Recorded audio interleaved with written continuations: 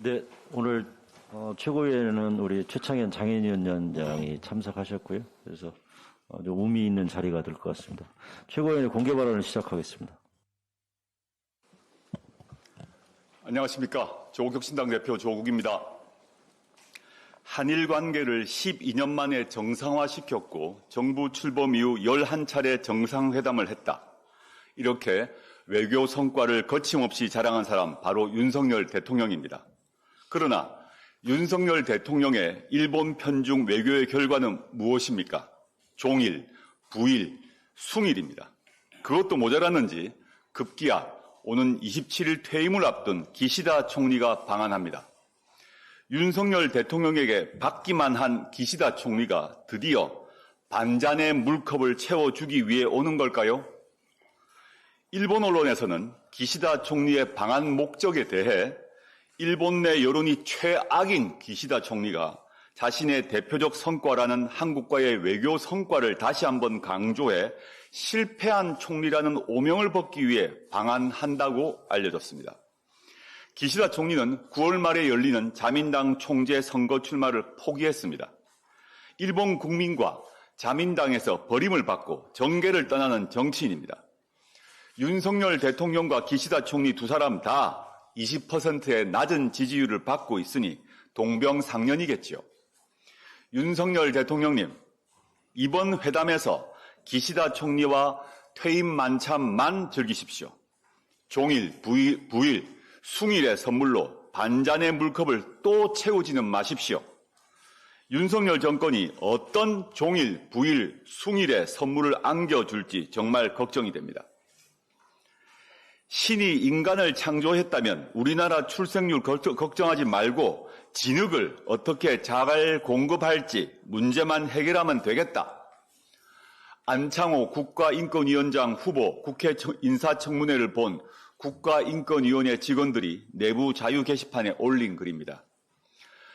동성애가 질병이냐라는 질문에 논란이 많다라고 답한 것, 진화론과 창조론이 모두 믿음의 대상이라고 말한 것, 신체 노출이 성범죄를 증가시킨다는 게 왜 성범죄를 두둔하는 주장인지 반문한 것, 동성애가 공산혁명의 핵심 수단이라고 말한 것 등등 인권위원장 후보가 아니라도 상식을 가진 이라면 상상할 수 없는 해괴한 궤변이 줄줄이 나왔습니다.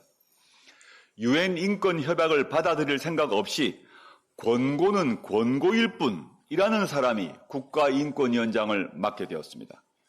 인권위원회는 위원장이 가지고 있는 철학과 규범과 가치가 매우 중요합니다. 우리 사회가 그동안 극복하느라 애를 썼던 사회적 기준들을 모두 후퇴시킬 것을 증명한 청문회였습니다. 이진숙 방송위원장, 김문수 고용노동부 장관, 김용현 국방부 장관, 심우정 검찰총장, 안창호 국가위원장까지 윤석열 대통령의 인사에는 공통점이 존재합니다. 해당 부처의 가장 부적합한 인사를 후보로 세운다는 점입니다. 윤석열 정권의 인재풀이 바닥났음을 보여줍니다. 윤석열 정권이 기댈 곳은 오직 극우, 수구 세력일 뿐임을 보여줍니다. 나라가 어지럽지만 저 멀리 파리에서 내일 기적이 일어납니다. 제17회 패럴림픽에서 우리 선수들의 땀과 열정이 대한민국을 감동시키고 위로하고 있습니다. 우리가 얻는 것은 승패와 기록이 아닌 바로 희망입니다. 감사합니다. 끝까지 힘껏 응원하겠습니다.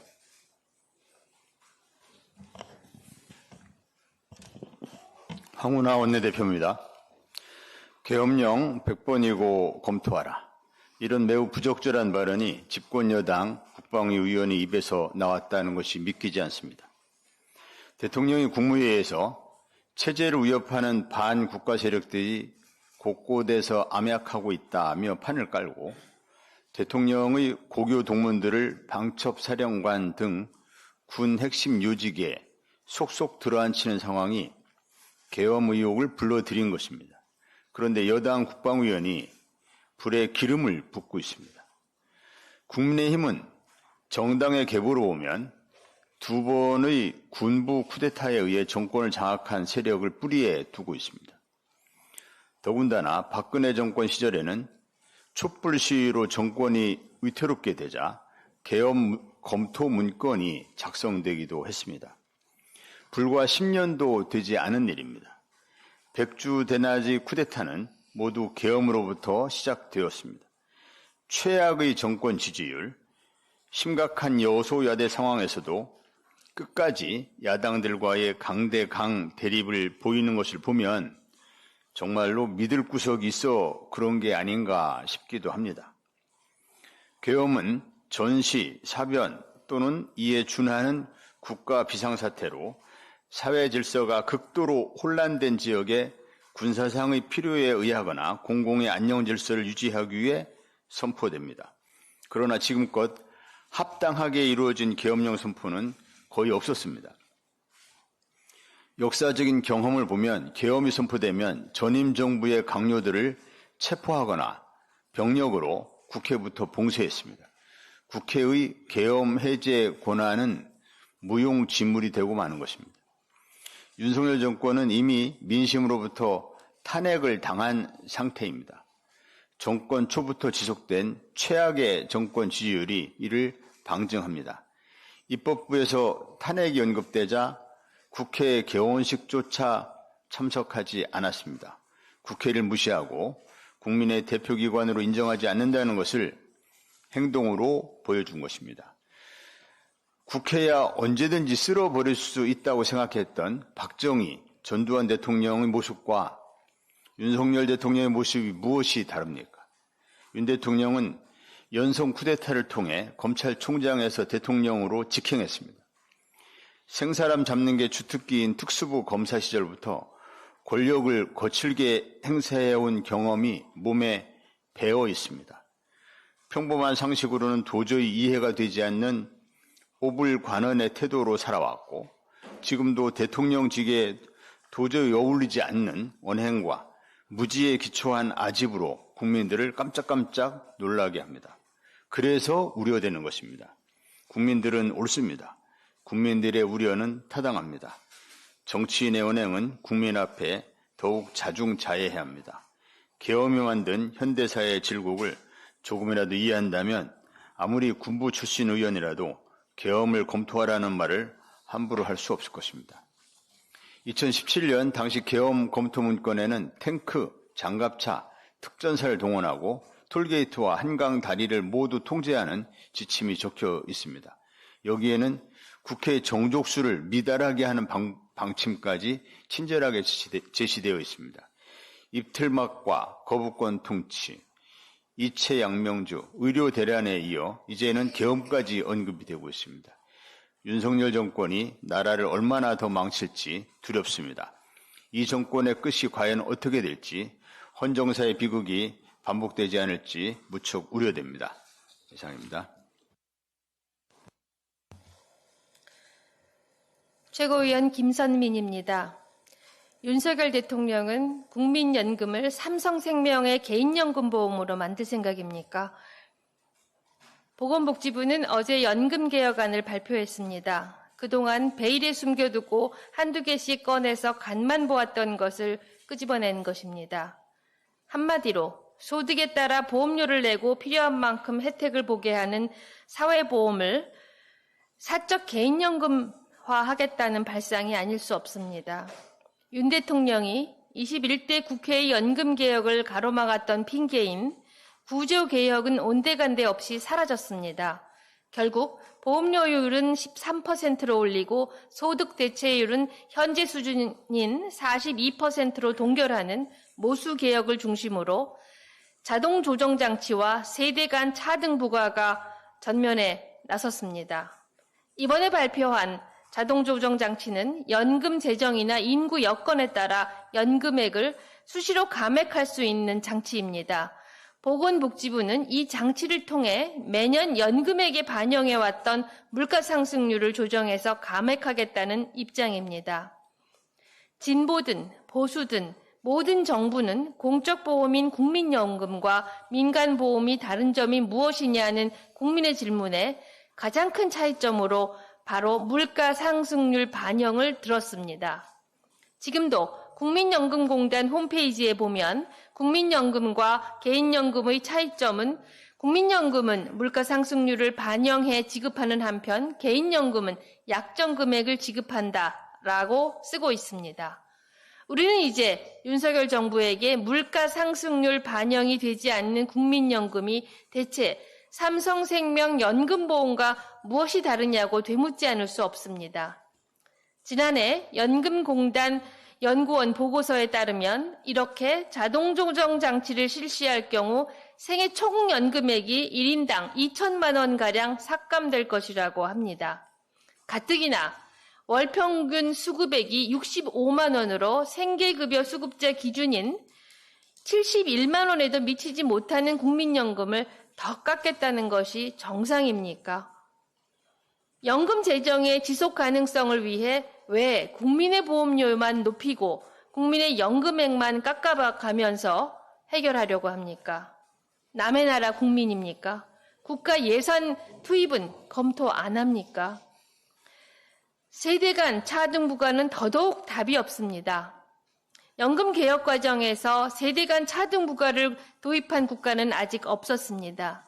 이러한 발상은 소득 수준에 기반한 보험료 부과라는 사회보험 원칙에 맞지 않습니다. 청년 세대의 고소득자보다 중장년 세대의 저소득자에게 더 많은 보험료율을 부과하는 것이 과연 공평한 제도입니까? 왜 부모와 자녀 간에 싸움을 붙이려 합니까? 복지부 계획대로라면 2022년생 국민연금 보험료를 납부하게 될 때에는 결국 지금의 중장년층과 동일하게 보험료율이 13%로 부과됩니다. 이것이 과연 미래 세대에게 공정하다고 말할 수 있습니까? 40, 50대 중장년층에게 보험료를 과부담한다면 4, 5정과 5, 6도로 표현되는 실직한 중장년층을 누가 채용하려 하겠습니까? 이번 연금개혁 발표로 인해서 중장년층은 더욱더 퇴직으로 몰리게 됩니다. 결국 이번에 발표한 연금개혁은 지난 국회 연금특위에서 시민대표단이 선택한 더 내고 더 받는 안을 철저히 무시하고 공적연금을 민간연금으로 만들고 부모와 자녀 간의 싸움만 붙이는 연금개혁입니다. 조국혁신당은 국민의 뜻을 무시한 이번 연금개혁을 결코 받아들일 수 없습니다. 조국혁신당은 국민들이 원하는 연금개혁안을 조만간 제시하고 추진해 나갈 것이라 약속드립니다. 감사합니다.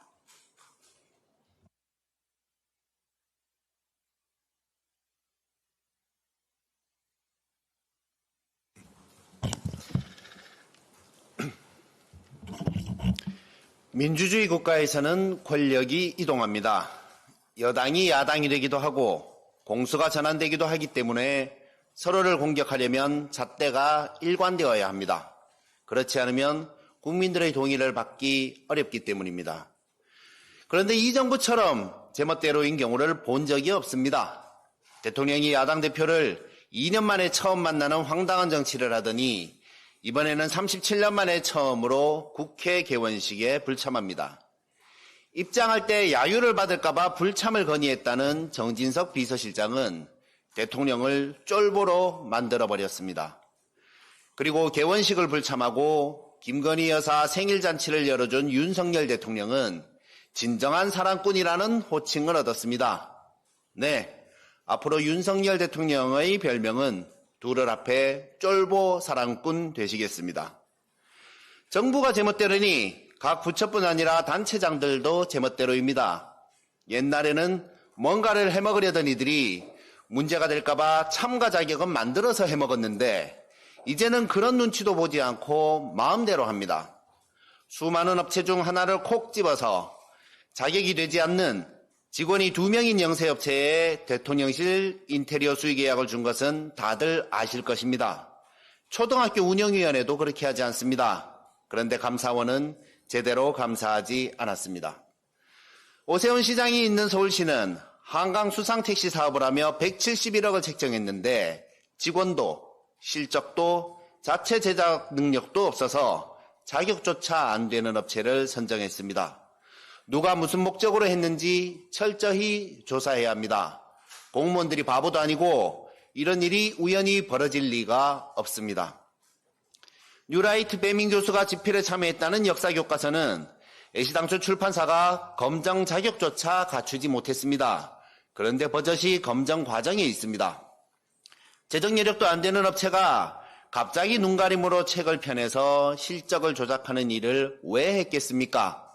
확신할 수 있는 어떤 약속 없이 돈 들여 책을 집필하고 펴내는 일을 하겠습니까? 상식적으로 의구심이 들 수밖에 없습니다. 심우정 검찰총장 후보의 장남은 이과생이 주로 받는 장학금을 문과생으로서 받았습니다. 그런데 공직자의 자녀가 받는 장학금에는 뇌물과 청탁금지법을 적용하는 것 아니었습니까?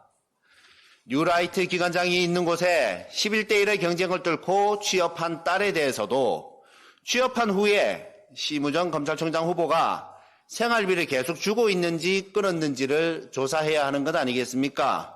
지금 검찰이 문재인 대통령 기소를 검토하고 있는 같은 잣대라면 말입니다. 이주호 교육부 장관의 딸은 미래에셋으로부터 20만 불의 장학금을 받았습니다. 이후 감사의 뜻인지 뭔지는 모르겠지만 이주호 장관은 미래에셋의 제1회 교육기부대상 장관상을 수여했습니다. 사후 뇌물죄 아닙니까? 조민양을 600만 원 장학금으로 기소한 검찰은 지금 환율로 3억이 넘는 장학금에 대해 수사하지 않습니다. 왜 이렇게 제멋대로인가 생각해봤습니다. 검찰이 눈 감고 외면하니 그렇습니다. 자기들이 마음대로 해도 검찰은 기소하지 않을 것이라는 확신을 가지고 있기 때문에 그렇습니다. 검찰이라는 조직이 지극히 편파적이라는 것을 잘 알고 있어서 그렇습니다. 이렇게 국민을 우습게 보는 이들을 용납해서는 안 됩니다. 검찰 독재 조기 종식, 조국혁신당의 제1목표입니다. 국가 시스템을 바로잡고 국민들께서 신뢰할 수 있는 검찰을 만들기 위해 조국혁신당은 온몸을 던지겠습니다. 이상입니다.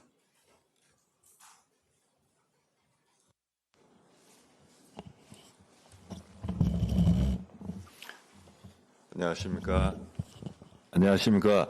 저는 조국혁신당 장애인위원장을 맡은 최창현입니다. 반갑습니다. 저는 지역에서 풀뿌리 인권운동을 하는 장애인인권연대 1호 활동가이자 최종 책임자입니다. 24년 현재 대한민국은 인권위험국가가 되고 있습니다.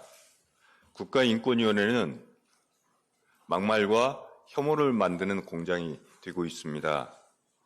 그리고 인권위원장 후보자는 20세기 냉전 시대에 머물러 있는 인물입니다.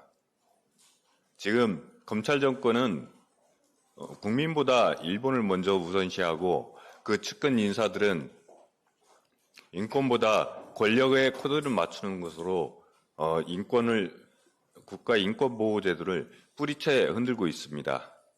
장애인 인권은 어떻습니까?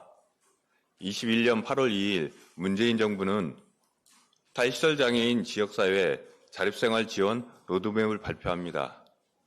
2008년 대한민국 국회가 비준한 유엔 장애인 권리협약 이행 방안이기도 합니다. 현재 탈시설은 사라지고 자립생활은 혼돈에 빠져 있습니다. 지금 22대 국회에 장애인 권리보장법과 장애인복지법 개정안이 발의되어 있습니다. 장애인 개개인의 고유성을 존중하고 장애인의 권리를 더욱 두텁게 보호하고 그리고 나아가서 모든 장애인이 시민권자로서 지역에서 함께 살아갈 수 있는 법안입니다. 22대 국회에서 반드시 통과되어야만 하는 법안들입니다. 우리 혁신 국회의원들의 지혜가 특별히 필요합니다. 장애 관련 4대 지원 노동이 있습니다. 활동지원, 근로지원, 이동지원, 그리고 돌봄지원 노동자들이 1년을 일하든 10년을 근속하든 최저임금에 묶여 있습니다. 최저임금은 결코 행복임금이 아닙니다. 지원 노동자들이 웃을 수 없다면 서비스를 이용하는 장애인들이 어찌 웃을 수 있겠습니까? 조국혁신당이 추구하는 사회권 선진국에서는 복지 노동자들이 열악한 노동 환경에서 벗어나 웃을 수 있는 그런 사회입니다. 좋은 대우를 받을 수 있는 사회입니다. 그리고 사회권 선진국 기본 값은 장애인 인권이 되리라 기대합니다. 조국혁신당은 해낼 수 있습니다. 제가 조국혁신당과 함께하는 길은 저에게 특별히 유쾌한 일이 될 것 같습니다. 이상 마치겠습니다. 네, 최고위원을 마치겠습니다. 수고하셨습니다.